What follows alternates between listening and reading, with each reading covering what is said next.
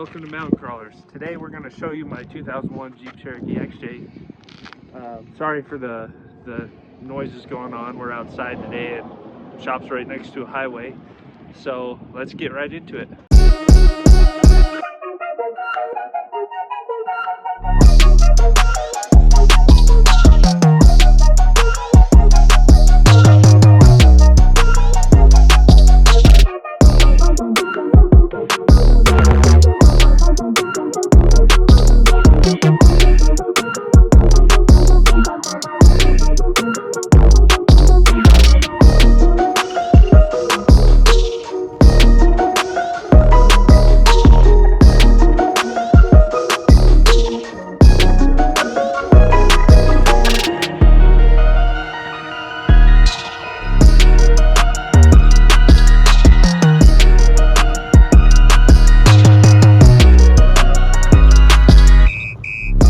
Everything on this Jeep, I will add a link in the description for any parts that are still available on the market today, so you guys can go check them out yourself. Starting with the front bumper, we've got an Amazon DIY special. Pretty awesome bumper. It's taken a lot of beating and been pretty awesome. Osram LED headlights from Amazon. These things are dirt cheap and super bright. Badland 12,000 pound winch. Saved my butt several times. Let's see here. Badland D shackles. And this Jeep's not on stock axles anymore. You're like, well, no, that's a Dana 30, right? But no, it's a JK Dana 30. Reason why I'm running these axles is because, let me get out of the sun here. They're just super affordable for what I want to do. I'll get into it in a little bit towards the end of the video as to what my future plans are. But this is the Barnes 4-wheel drive aluminum 1-ton steering with custom GM 1-ton aluminum tie rod ends. Just running the Iron Rock, I think 4 to 8 inch lift track bar right now. 6.5 inch rusty springs with spacers for now. I'm gonna get the ACOS adjustable spacers. JCR Truss. I believe these are Artec steering knuckle gussets and skids. Actually, I apologize. They're actually G2 brand. And then, I forgot to mention, I do run a Spartan locker in the front. It's open rear right now. I do plan on putting a selectable in the future. You know, just as time goes on, one thing at a time, right? That's about it for the front.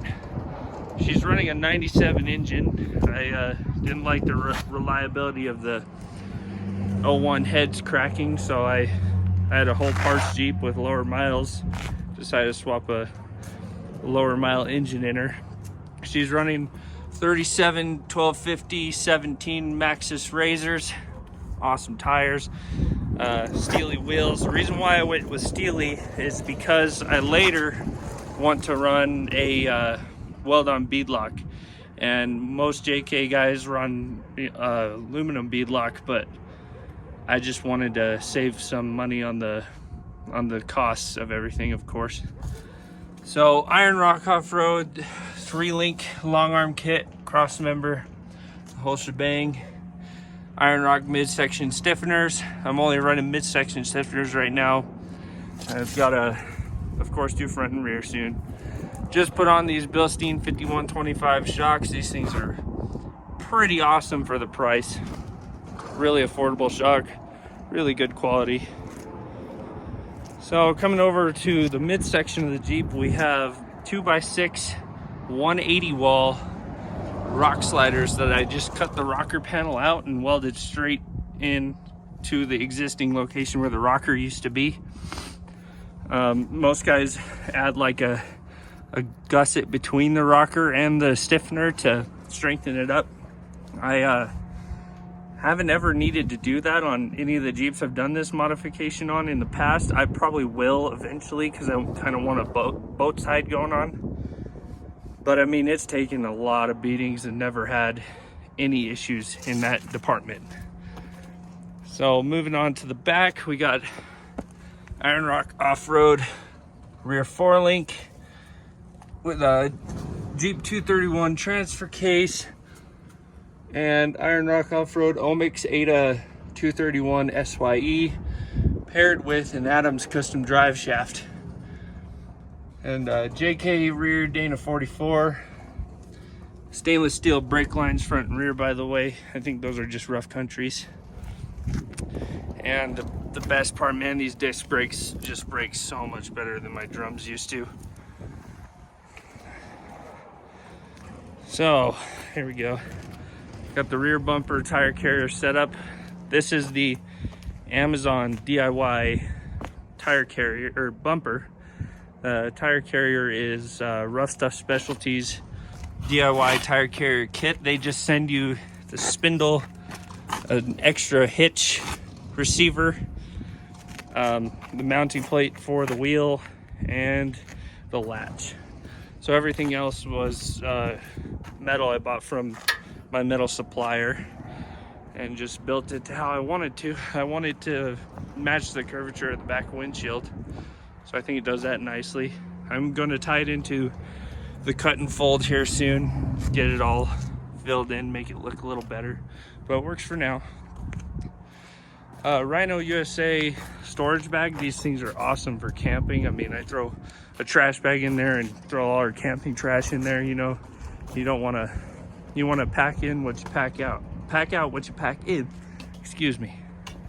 All right, like I said, Bilstein 5125s in the rear also. And this is a RuffStuff Specialties 3/8 diff cover, I believe, with an Iron Rock Off-Road truss for the rear 4-link. This 4-link comes as a kit upgrade, or you can get their full lift too. I went with the upgrade since my Jeep already had lift parts. Now, these springs, they're a little bowed right now because of the pinion angle. These springs are actually OEM XJ front coil springs. I cut one coil off both springs to get it to the height I wanted to, and it actually rides really nice. Let's see if I can undershot here. AX15 5-speed, by the way. There's the Adams sticker. Need a fuel tank skid, and of course I need a transfer case skid too. Okay, let's see. What am I missing? Oh, by the way, of course you probably already saw it, but RuffStuff front Dana 30 diff cover as well. All right, moving on to the inside of the Jeep. Just factory 01 XJ in here. Sorry for the poor lighting. Custom snap-on screwdriver shift handle that I made. And this guy's my favorite here. I gotta add more to it, but Auxbeam switch panel assembly. These things are awesome. You know, you can run up to 8 accessories on it. Very cool. Let's see, we got Rough Country seat covers. These are the best seat covers that I've ever found to fit 97 to 01 XJ seats. Man, they just fit super snug and super comfortable. I've never found a seat cover that fits better. I'm not a huge Rough Country guy, but I'll definitely run those seat covers. Fire extinguisher in the back, of course. Just got my high lift here for now. I need to integrate it into the rear bumper somehow. Sorry, it's a mess in here. We got dogs and babies riding in here every day. My wife got me these Quadratec floor mats for Christmas this year, and these things just help retain all that dirt and water, and you just pull the whole mat out and dump it out instead of soaking your carpet. They're pretty awesome.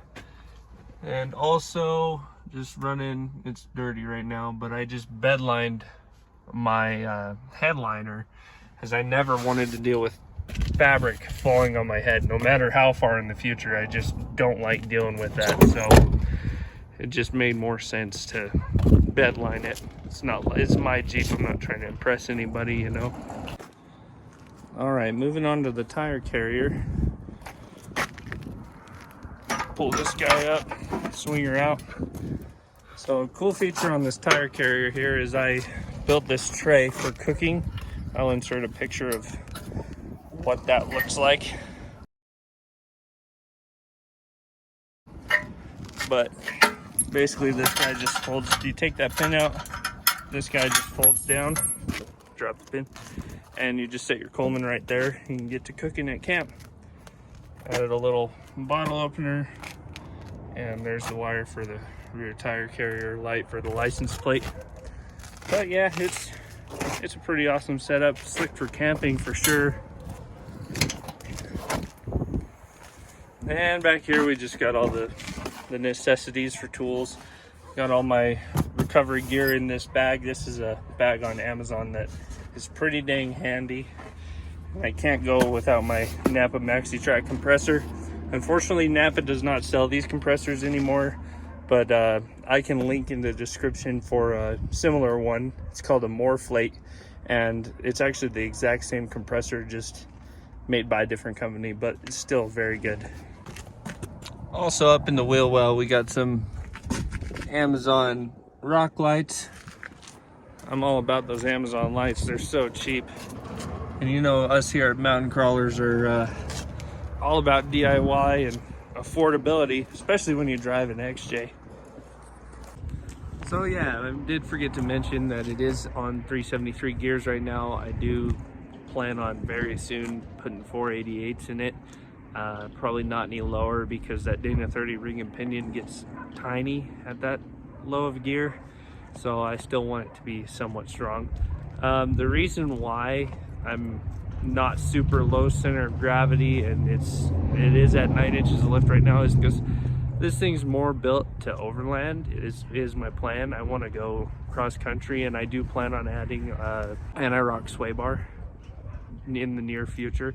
I mean, you know, I just drive defensively, and I've been driving without a sway bar for years on Jeeps, so it's nothing I'm not used to. Of course, do need to add those skid plates. I plan on building them myself just to save a few bucks, and I enjoy fabricating anyways. When the ball joints go out, I do plan on adding American Iron Off-Road ball joint deletes. I'm doing my first set here on a customer's Jeep coming up, so it'll be cool to see how those work out, but I've heard nothing but good about them. The owner, Josh Dodsworth of that company, he swears by them. He says if anybody, I think his company's been open a few years now, but he says if anybody can break his deletes, he will personally pay them $5,000, and nobody's been able to do it yet. So that is he's pretty proud of his product, so I can't wait to try it. I mean, everybody hates doing ball joints on their Jeeps every 6 months to a year, you know. It's just not any fun, so it's definitely going to be worth it to me to give it a shot. Oh, by the way, that track bar, the Iron Rock track bar, it of course is not optimum for the lift I'm at right now. It does get a little bump steer, but nothing insanely unmanageable. I do have a over the axle track bar on the way. I'm just waiting for it. It's the, what is it? The BK Fabworks one. They went out of business for a couple months for family issues, I think. So we're just giving them time to send it to us and get her installed. I might do a video on that one too. But for the rear, I do want to run like either a Yukon zip locker soon, or some sort of selectable, maybe get a factory e-locker out of a JK that somebody swapped out for something else, you know. So we'll just go from there. So yeah, guys, that's a basic walk around of my 2001 Cherokee XJ. You know, it's been a good Jeep, and there's still a lot more to go on to it. I do plan on, I actually do have a JK front Dana 44 housing right now. The tube is bent, so I'm currently trying to source a shop to fix that tube or replace it. Once I do, I can build that axle and swap this 30 out. But I mean, I got these axles so unbelievably cheap, and there's only 6,000 miles on them. I felt it was worth the swap.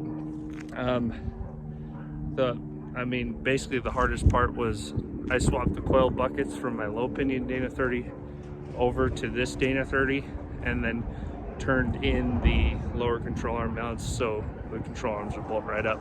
And aside from that, the swap was super easy. Rear swap, just follow Iron Rock's instructions. That was extremely easy. Thing drives nice though. I do plan on building some custom flat fender flares, kind of like what Matt's Off-Road Recovery is running on the Banana. And just more stuff as we go. I have rear pods ordered. The tent's so dang dark that I can't see at night without rolling the windows down. Trying to back up is kind of a pain in the butt. So hopefully those pods, they're flush mount pods, go in the rear bumper. That'll probably help that immensely, I hope. If not, it'll be good for when I'm running around back there. I can turn those lights on and see what I'm doing. So yeah, I mean, let me know if you guys want to know anything else about it. It's still a work in progress, but figured I'd update you on what at least my Jeep has. I'm sure we'll do a walk around of my brother-in-law's YJ that you guys saw in previous videos. That thing's pretty epic. And my other brother-in-law has a 95 XJ on about the same suspension as me as well. So thank you guys for watching, and stay tuned for more videos. You have a good one.